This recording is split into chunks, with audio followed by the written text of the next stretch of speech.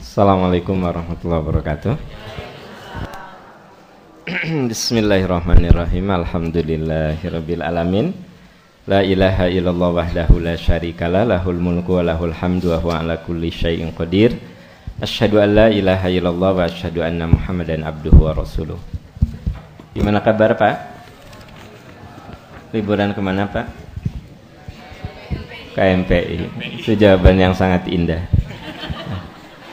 Saya sebenarnya mau berlibur ke Eropa. Tong sirik biasa. Saya mau berlibur ke Eropa. Tapi setelah saya browsing lihat ternyata lagi badai salju di sana, saya batalkan. Pertama karena saya rindu dengan MPI. Akhirnya saya putuskan pergi ke Ciamis insyaallah besok.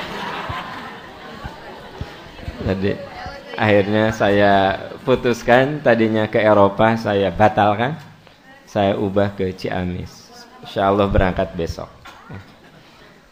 Oke rekan-rekan sekalian, ini MPI terakhir di tahun 2013 ya. Dan kita awali 1 atau 2 pertanyaan, setelah itu kita langsung ke materi tematik ya. Kang silakan. Baiklah. Assalamualaikum warahmatullahi wabarakatuh. Waalaikumsalam. Menjelang bergantinya tahun, saya mengajak istri membahas apa yang terjadi selama pernikahan kami dengan sejujur-jujurnya.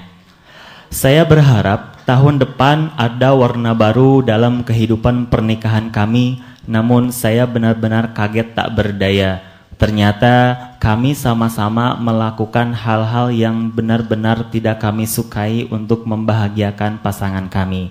Semua penuh dengan sandiwara dan kebohongan. Sekarang saya dan istri menjadi galau, Ustaz.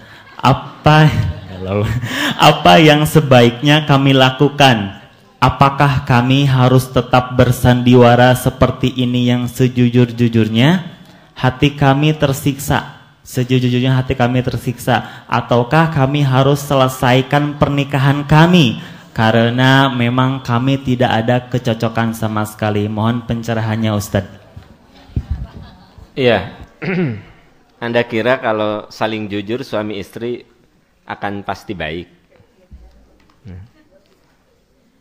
Begini, hidup itu antara realitas, impian, dan kebohongan.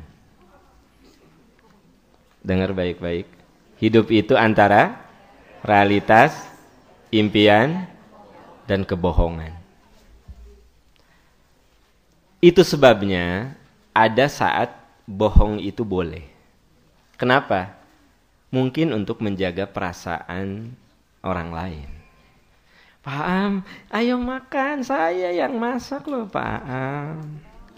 Ibu enak sekali.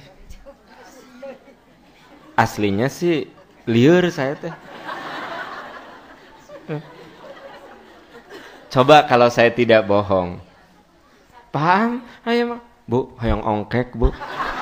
Demi Allah yang utah. Sok, apa yang terjadi? Jadi, yang tidak boleh itu bohong untuk bohong dengan niat memang buruk gitu, bohong tadi. Tapi kalau bohong dalam arti suami istri ada sebuah kebohongan ya. Misalnya suami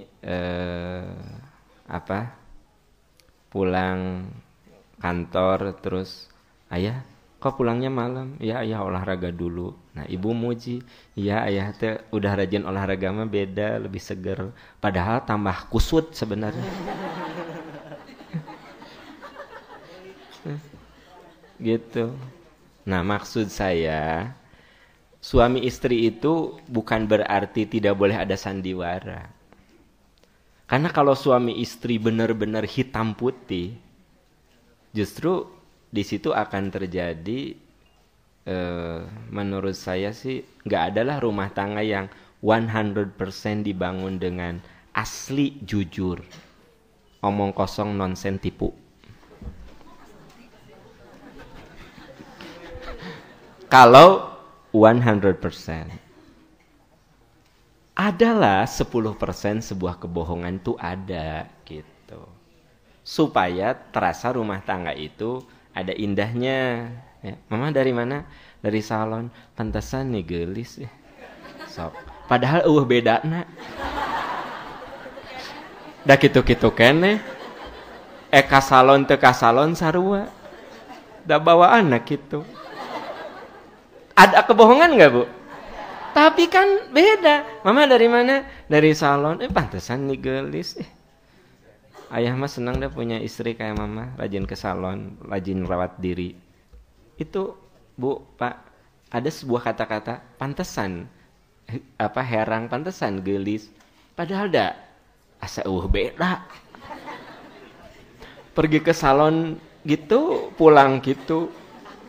Anger. Naon beda. Tapi kita katakan. Pantesan lebih cantik. Ada kebohongan nggak?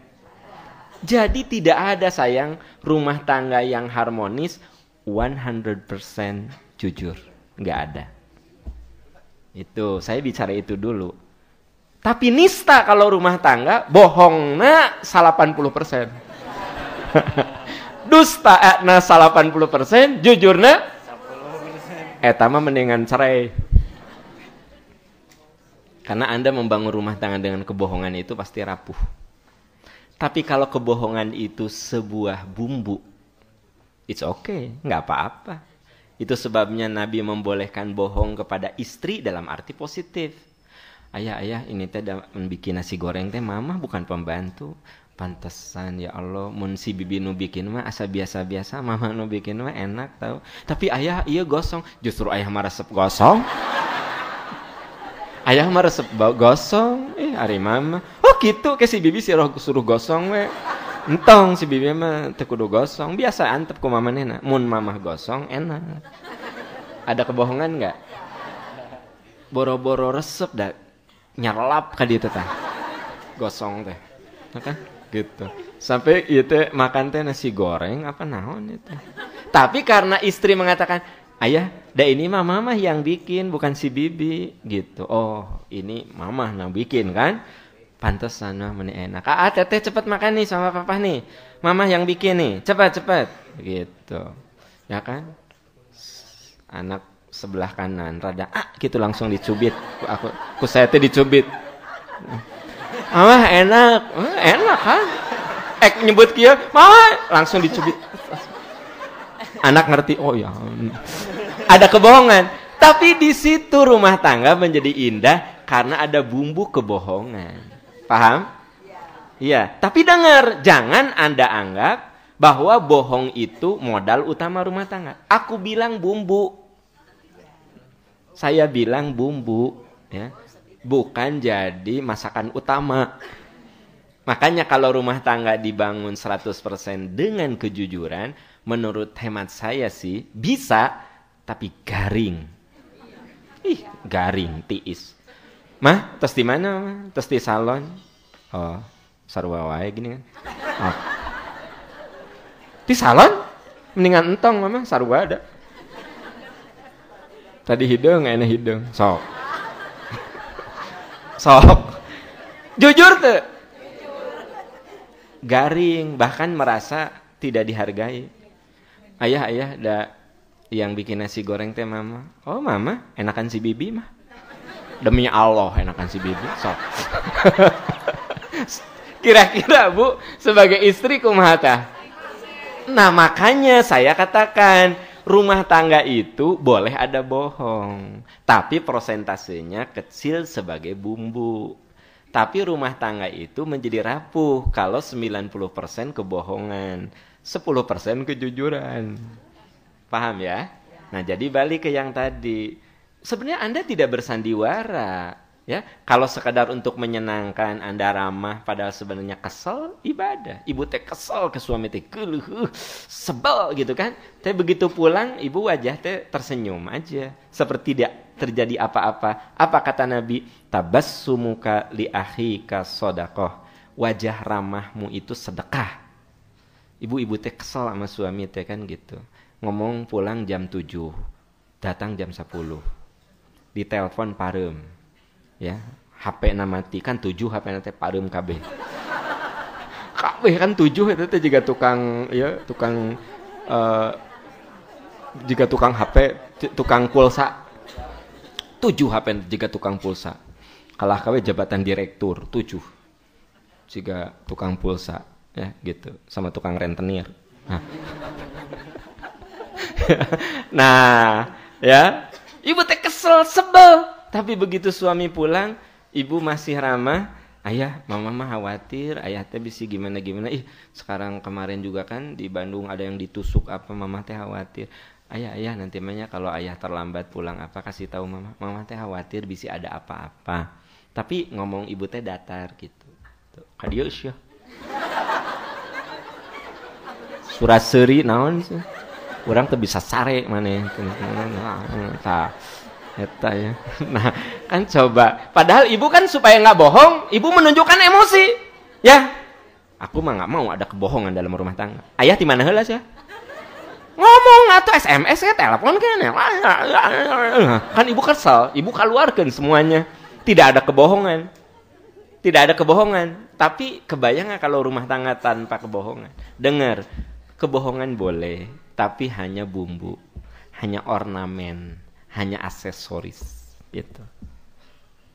Ya, dengar ulangi, hanya ornamen, hanya aksesoris, hanya bumbu. Ya, bisi gitu sagala teh anda teh ngabohong. Kan cek paham kan? Anda mah sok memutarbalikan ilmu. Semoga Allah melindungi dan memberikan hidayah kepada Anda. Ya kan? Anda teh jadi tukang ngabohong ke istri teh. Mama, ingat cara mah paham. Cek paham, kudu aya bohong. Maksud saya itu bumbu gitu. Nah, jadi kalau Anda introspeksi ternyata masih ada kebohongan, selama itu masih di wilayah ditolerir, kenapa Anda harus berpikir bercerai, apalagi berpikir capek? Tanya orang-orang yang rumah tangganya sampai akhir hayat, lebih dari 50 tahun, mereka pada panjang umur, saya yakin di situ ada kebohongan, tapi kebohongan sebagai bumbu, sebagai aksesoris gitu. Sebagai aksesoris, ibu kan pakai baju ada aksesoris tempel di sini, ya kan gitu, tempel di sini gitu. Mun aksesoris kabeh aksesoris kan jadi butut ketinggalin. Ya kan? Ya kan Bu? So, dia aksesoris ada di rumah teh kan tukang aksesoris segala dipasang. Nah, yang namanya aksesoris teh flul, celek di dia hiji. Nah, celek di dia hiji aksesoris supaya jadi enak. Nah, bohong itu aksesoris. Jadi hanya satu aja gitu. Jelas Bu? Jelas, ya.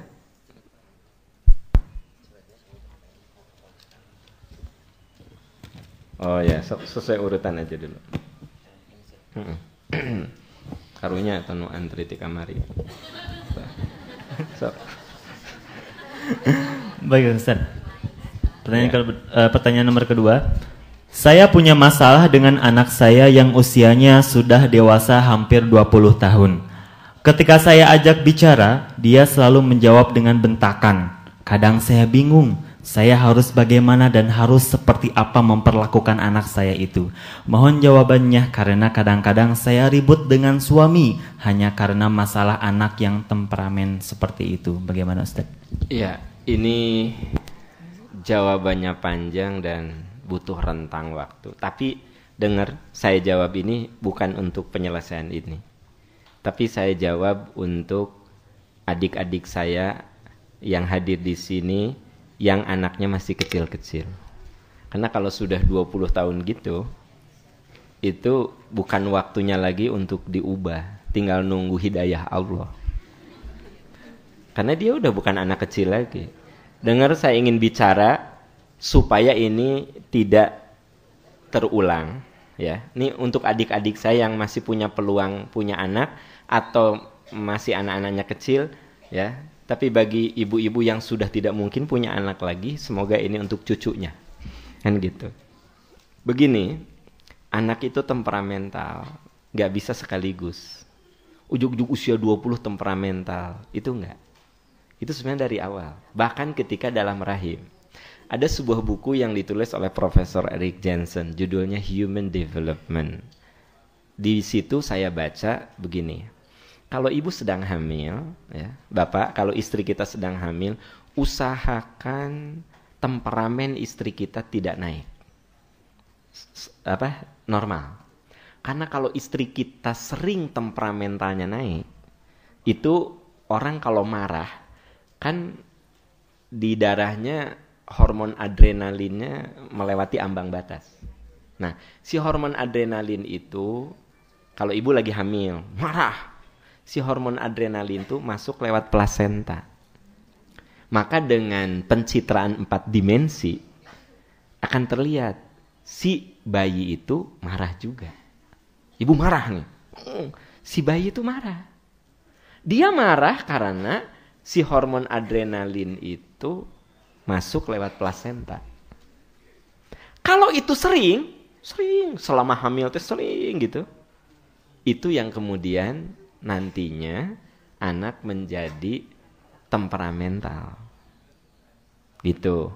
Makanya ada anak yang kesinggung dikit, emosinya gimana. Tapi ada anak yang kesinggung teh, maksudnya cuek teh, biasa ngambek tapi ngambeknya terkendali gitu loh. Nah itu ada kaitan juga dengan seperti itu. Jadi katanya orang temperamental tuh pertama menurut teori itu ada yang bersifat genetik. Nah genetik tuh yang tadi. Itu sebabnya Pak, kalau kita punya istri lagi hamil, usahakan temperamen dia tuh stabil. Itu sebenarnya tugas kita untuk menyelamatkan anak. Tapi kalau Anda sebagai suami justru menciptakan kondisi istri itu marah karena oleh Anda, ya, diciptakan, diberi stimulus oleh Anda marah, kasihan, nanti si bayi itu jadi temperamental. Makanya kata Kazuo Murakami, kata Profesor Kazuo Murakami, kalau tadi kan Eric Jensen, sekarang Kazuo Murakami, bayi itu akan terlihat temperamennya beda-beda. Benar loh Bu, ada bayi yang wah diusap-usap, dep cicing. Dia ada jam wah cep wah gitu. Kayak Anda dulu nih, Anda kecil gitu. Diusap teh wah gitu. Jadi bukannya diam kalau wah gitu. Nah, temperamental kayaknya kan Anda temperamental. Namun iya sejuk kelihatan. Ini sama sejuk temperamental. Nah, jadi ibu yang bertanya, ibu coba lihat ke masa lalu, ya, jangan flashback. Bisi ibu inget-inget ketika hamil ibu sering marah nggak? Nah, kata ibu teh henteu. Oke, next. Yang kedua, orang itu menjadi temperamental karena faktor lingkungan, tumbuh kembang. Jadi anak yang dibesarkan dengan emosi, dia gampang emosi. Itu menggunakan teori stimulus respon. Saya kasih contoh begini. Kalau saya suka keras sama anak, maka anak saya tidak akan respon kecuali sayanya kudu keras. Saya kasih contoh, kalau saya nyuruh ke anak saya, sayang, sholat udah lohor. Nah, sholat. Saya itu nggak pernah naik. Maka dengan dia menganggap bapaknya geus naik itu. Karena saya tidak pernah kasar. Tapi kalau ibu dari awal aja udah naik, sholat. itu teh baru ngomong sholat gitu. Apa kata anak? Bentar. Gitu. Paham nggak? Nah, stimulus respon. Tapi kalau misalnya gini, anak lagi main game, ku ibu teh dipegang punduknya, sayang udah sholat belum? Belum. Sholat nak. Bentar lagi mah. Bentar teh sabaraha menit sok? 10 menit. Oke, 10 menit ya. Papa, mama lihat nih, nanti jam 1:10 kamu sholat. Sok, selesaikan 10 menit. Itu namanya belajar negosiasi. Begitu udah 10 menit, sholat. Bentar, tadi bilang apa 10 menit sholat? Kan dialog. Ya. Kalaupun anak menolak ini, bentar atuh mah. Ya kan gitu. Coba yang tadi, sholat, bentar. Gitu. Nah jadi, Makanya bila anak dibesarkan dengan caci maki, dia belajar berkelahi. Bila anak dibesarkan dengan motivasi, dia belajar percaya diri. Bila anak dibesarkan dengan cinta kasih dan persahabatan, dia belajar menemukan cinta dalam kehidupannya. Ya. Asik-asik. Turutan sok. Asik-asik. Denger enak ya, ngomong mikir ini. Denger nama empuk. No, ngomong mikir tadi teh. Nah, jadi rekan-rekan sekalian, ibu tadi yang bertanya, kalau sekarang ini anak ibu temperamental ya. Satu mungkin genetik yang tadi. Yang kedua mungkin stimulasi lingkungan. Nah, yang ketiga mungkin ada kekecewaan.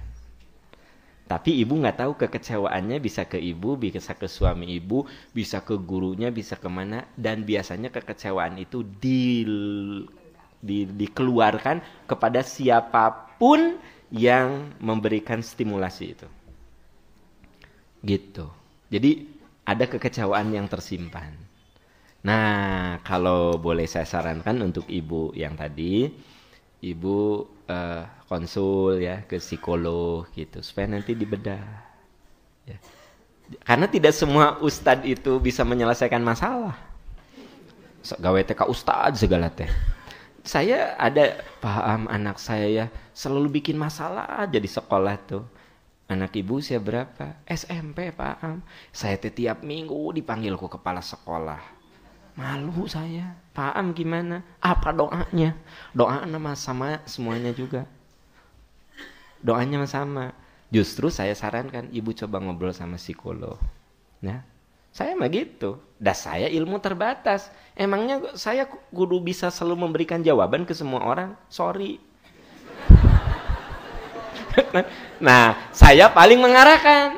Saya bilang, Bu, coba ibu ke psikolog yang spesialis untuk menangani anak, Bu ya. Kan ada psikolog tuh nanti macam-macam. Biasanya psikolog itu nanti menggali terus saja. Alhamdulillah, anaknya sekarang fine-fine saja. Lalu dia cerita, Pak bener ya, saya ngobrol sama psikolog beberapa kali anak saya. Ternyata dia kecewa sama bapaknya. Kecewa sama bapaknya. Tuh. Jadi dia tuh seneng kalau ibu bapaknya dipanggil ke sekolah. Intinya mah bukan mengecewakan ibu, hanya ngecewakan si bapak. Orang menyeri hatiku si bapak dikecewakan. Gimana caranya? Apa yang dia bisa lakukan? Nah, jadi saya tidak tahu anak ibu temperamen ke ibu itu jangan-jangan itu hanya pelampiasan. Aslinya dia marahnya ke bapaknya. Atau mungkin marah ke ibu sebenarnya. Atau dia mungkin marah ke gurunya. Mungkin marah ke pacarnya. Kita nggak tahu. Nah, itu hanya psikolog nanti yang akan menggali. Ari doa mah nggak usah ditanyakan. Dah semua orang juga tanpa harus diajarin pasti nggak doa kan? Sok ibu punya masalah dengan anak, nggak usah nanya ke ustadz. Anda udah nggak doa. Ustadz teh kalau doa ibu udah pak udah. Ya doa, udah. Nah, berarti kan ada solusi lain. Ya. Jadi sebenarnya kalau doa mah semuanya juga sama. Ya Allah beri hamba anak yang soleh, anak yang jadi keberkahan untuk dunia dan akhirat. Jadikan anak-anak hamba menjadi jariah setelah hamba meninggalkan dunia yang fana ini. Jadikan ya Allah anak-anak hamba perhiasan dunia dan akhirat. Kan gitu doa mah sama ada semuanya juga. Hanya kepiawaian berbahasa saja. Iya, hari nu teu bisa mah ya Allah beri anak soleh. Amin ya robbal alamin. Gitu. Ya nggak apa-apa, tong yang serikeun. Emang kemampuannya segitu. Ya kan? Ya Allah beri hamba. Da Allah juga Maha tahu kadar. Cek malaikat teh tenan naon da bodoh cenah. Tenan naon cenah. SD 7 tahun, SMP 4 tahun. Doa nanti ya Allah beri anak yang soleh, ya Allah beri. Tapi ada bahasa yang tidak terkatakan dalam pikiran dan hati Anda. Anda ya kesabaran dalam mendidik anak, beri hamba anak yang soleh. Itu teh di otak ibu teh kan loading segala niat dan keinginan. Allah Maha tahu. Cukup itu. Nah, next adalah berikutnya adalah cari solusi apakah itu harus melibatkan psikolog. Nah, gitu. Jadi segala teh ari anak bangor teh ka ustad minta doa emangnya cukup? Enggak cukup atuh sayang, harus ada solusi lainnya gitu ya. Yang paling parah lalepkeun we cenah Bu. Di balong suruh tahajud. Ya tambah dendam. Lalepkeun sok sia tahajud, lalepkeun tahajud. Atuh TBC akhirnya. Jadi artinya tuh masalah itu. Jadi gini, orang itu hanya banyak tahu tentang hal sedikit. Tidak ada yang banyak tahu tentang hal yang banyak. Ya, apa ting haruleng? Orang itu hanya tahu banyak tentang hal sedikit. Ya, tidak ada orang yang tahu banyak tentang hal banyak. Saya itu tahu banyak tentang hal sedikit. Nggak mungkin saya sebagai manusia tahu banyak tentang hal banyak. Karena itulah kita butuh partnership. Ada yang saya serahkan ke ahli pendidikan. Begitu ada yang nanya, oh ibu, ya coba ibu harus ke dokter kayaknya gitu. Maaf, ada perempuan yang nanya ke saya, Pak Am, saya itu ya udah 14 hari mens nggak berhenti-berhenti, ya kan? Kalau nanya hukum mah cocok, tapi kenapa ya Pak Am? Tak saya bilang coba ke dokter penyakit ini ke dokter. Maknya aku saya dipariksa, bener tuh. Coba Bu, tidur Bu, tidur. Oh, pelecehan. Atuh di koran di mana-mana, Ustadz Aam Amiruddin melakukan pelecehan seksual. Kan karena waktu saya bilang, dia nanya, saya mau periksa. Salah. Kalau dia nanya, Pak Am, saya biasanya mens itu 7 hari, ini 14 hari, gimana sholat saya? Nah, itu wilayah saya. Ibu, kalau sudah lebih dari 14 hari, ibu masih keluar darah, itu namanya istihadah. Ibu tetap sholat, hanya pakaian ibu harus bersih. Tidak harus mandi besar tiap sholat. Ibu sholat saja. Dah. Terus dia nanya, terus Pak Am ini kenapa saya mens tuh begitu lama? Ibu coba konsul ke dokter. Jangan, oh gitu, berbaring Bu. Berbaring ya. Di kamar saya aja ya, mumpung istri saya lagi nggak ada ya, berbaring. Bi, keluar heula meser naon we sok. Oh. Apa jadinya saya? Jadi tugas saya adalah merefer orang itu ke dokter. Oh, ibu coba ya. Ini harus diperiksa ke dokter spesialis obgyn ya, ke penyakit ke ahli kandungan Bu ya. Coba ibu ke obgyn ya. Yang mana Pak Am? Yang mana sajalah karena dokter obgyn juga semua bagus, dia sekolah gitu. Nah, gitu sok ibu lah. Nah, wilayah saya tahu banyak tentang sedikit. Nah, dokter jangan bicara hukum. Dia menangani itu, gitu. Ya.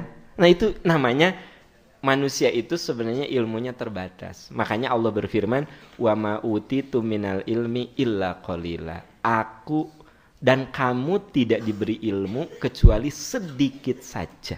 Jadi ilmu kita teh sedikit. Begitu, ya. Oke, kita break dulu. Ya, cukup saya pikir. Itu kan sudah ya menjawab pertanyaan. Terjawab tidak? Ya, apa sok jawabannya? Konsul ke psikolog. Ya. Tapi saya sudah kasih gambaran untuk adik-adik saya yang anak-anaknya masih kecil. Hati-hati, besarkan anak dengan cinta kasih supaya dia tidak temperamental. Ya, ya Kang, kita break dulu.